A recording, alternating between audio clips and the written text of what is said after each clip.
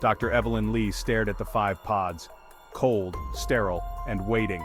Each housed a volunteer ready to face a month of absolute solitude.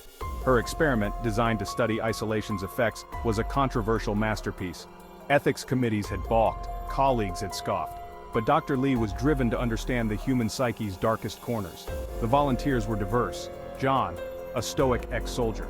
Maya, a spirited artist seeking inspiration.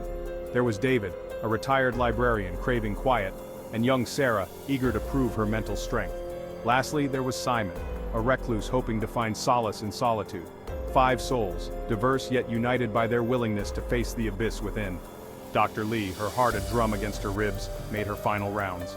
She checked the cameras, the comms, the life support systems, ensuring each pod was a self-sufficient sanctuary.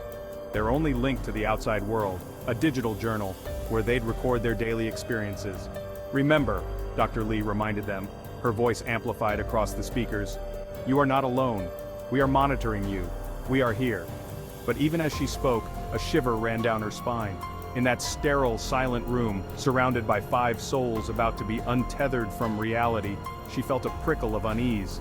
The experiment had begun.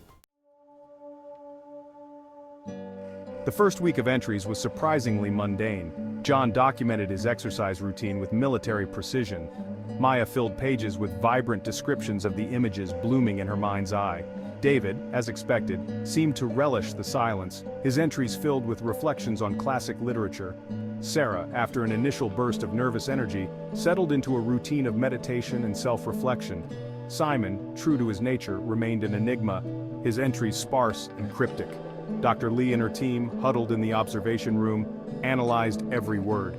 They searched for patterns, for anomalies, for any sign of the psychological unraveling they expected. But the journals remained frustratingly normal.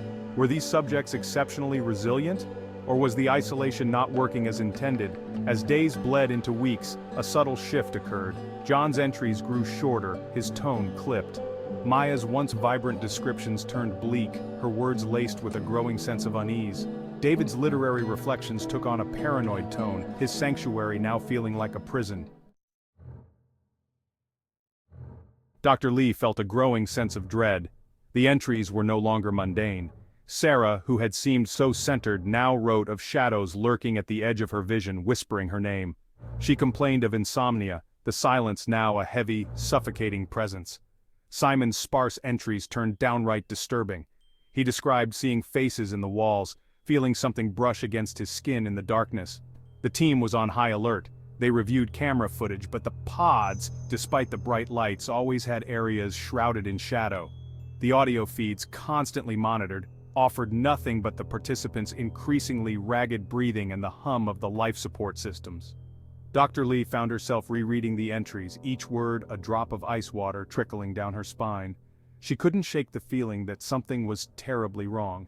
This wasn't the expected stress response, the predictable boredom and frustration of isolation. This was something else, something darker, something that whispered in the shadows and fed on their isolation. Panic started to bleed into the participants' journals. John, his military discipline crumbling, wrote of eyes watching him from the blank walls of his pod. He scratched at the smooth metal, desperate to escape the unseen gaze. Maya, her vibrant spirit crushed, filled pages with frantic scribbles, claiming the shadows were whispering to her, promising oblivion. David, his sanctuary transformed into a torture chamber, wrote of unseen hands rattling his pod, of voices whispering his darkest fears. Sarah's entries ceased abruptly, replaced by a single chilling sentence scrawled across the digital page.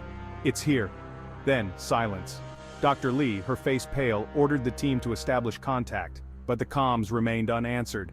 The cameras, though still functioning, offered only glimpses of empty pods, the shadows seeming to deepen with each passing moment. Simon's journal updated one last time. A single word, stark and terrifying, appeared on the screen. "Run."